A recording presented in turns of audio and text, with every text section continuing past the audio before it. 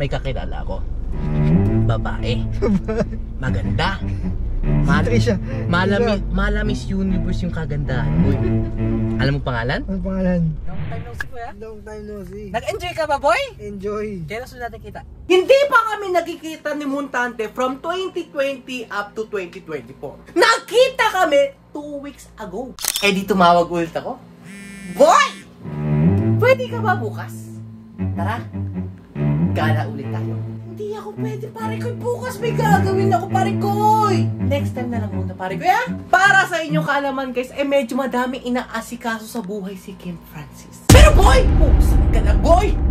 Naalala mo, boy, hinatid mo ako sa Cubao, boy. Nandito tayo sa gateway, nahatid na tayo ni Kim Francis. Pauwi na ako pasakay na ako ng jeep, boy Pasakay na ako ng jeep, pauwi. Kaso boy, pusang gala, bago ako makasakay sa jeep. Bigla ako nakasloping kakilala ko, boy. Si Arthur, nangangailangan ng tulong. Eh di napalingon ako si boy. Lumingon agad ako kung saan ka nakapark Kaso boy, pagkalingon ko, boy, yung kotse mo, wala na doon. Eh di nag-open up sa akin si Arthur, boy. Yung bahay kasi na Arthur, boy, pagkalabas mo, kaliwat kanan, puro puno ang paligid. Kaso nagkaroon ng problema. Eh di isang araw, naiwan mag-isa si Arthur sa bahay. Tanghali na nagising. Init na init, pawis na pawis. Balak magpahangin. Eh di lumabas siya ng bahay. Binuksan ang pintuan. Madaming puno Malamig. Mahangin. Huminga ngayon siya ng malalim.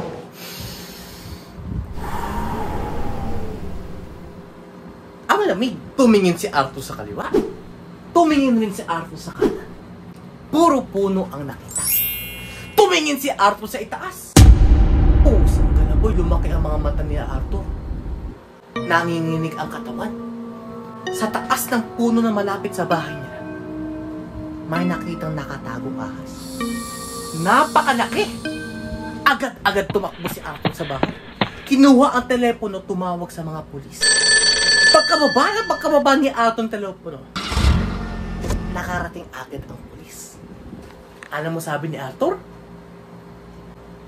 Ang bilis. Eh di bumaba sa kotse yung pulis. May dala-dalang shotgun at may kasamang pitbull. Agad-agad siya lumapit kay Arthur. Arthur!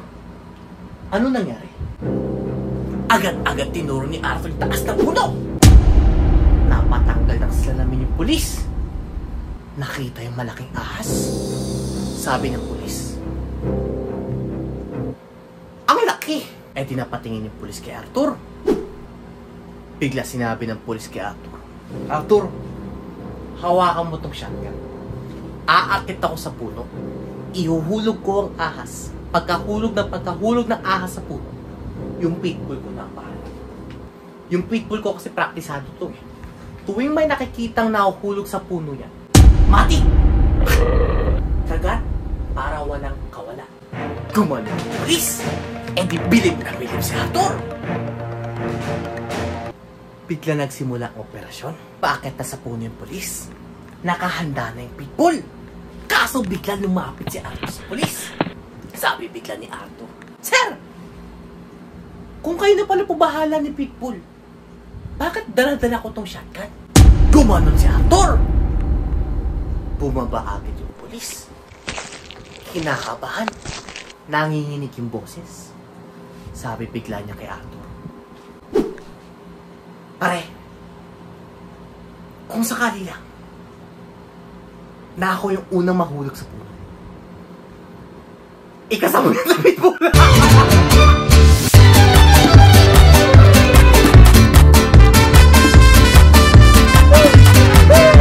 Alam mo sino hulag?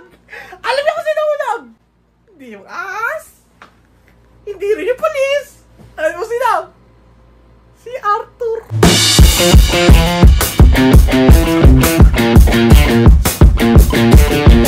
Today will just be an ordinary day. Walang gala, walang magic, walang road trip. Literally here in our room alone, we got nothing to do. Kakatapos lang natin manood ng Wolverine and Deadpool. Trisha May, picture mo nga Trisha May. Baka picture lang kay Wolverine. Picture natin ako.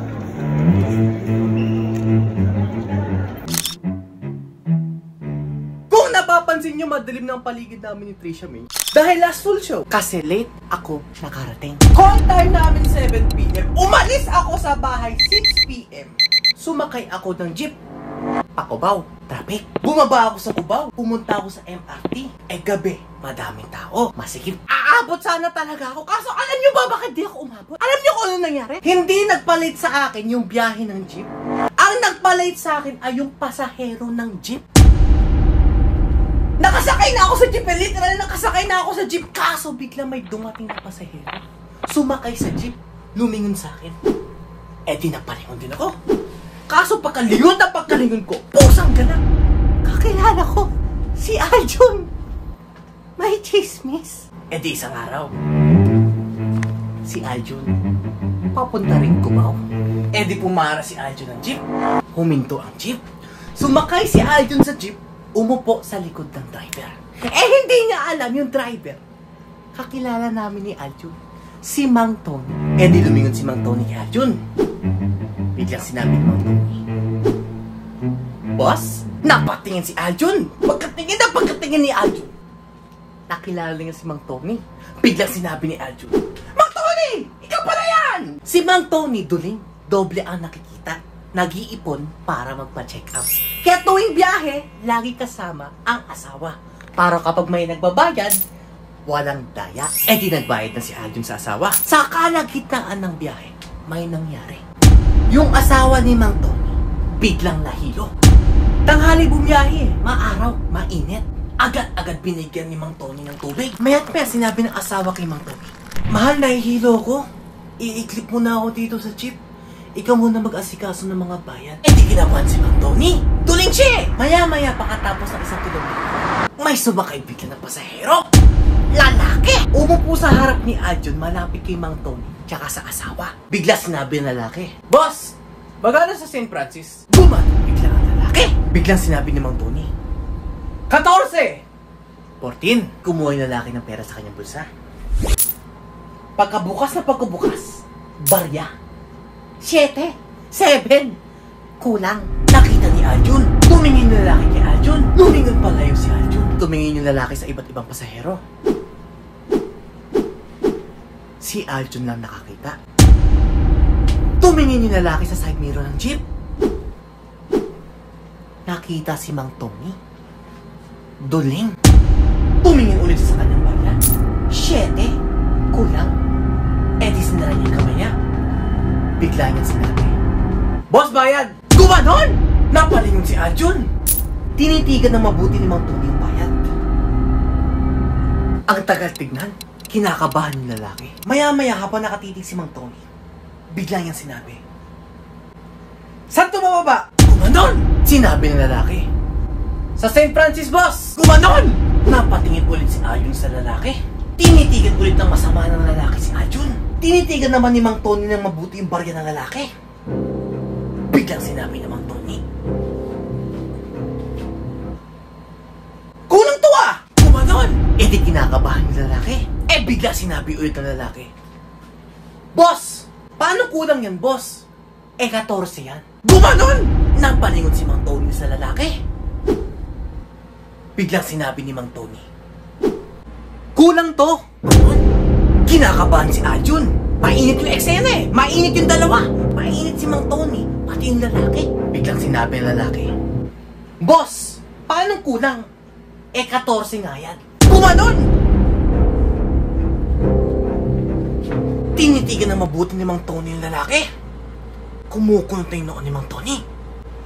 Biglang sinabi ni Mang Tony, "Paano naging 14? Dalawa kayo eh. Dapat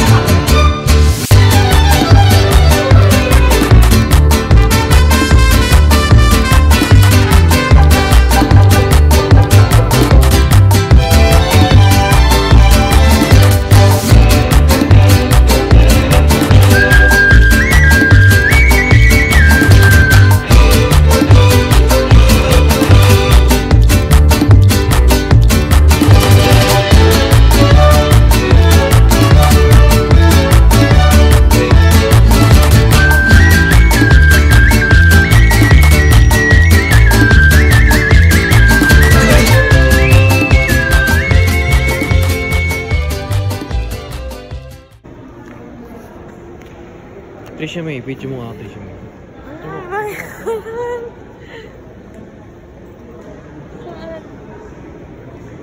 Baka picture lang kay Woodbury. Picture mo kay Woodbury. Picture nga.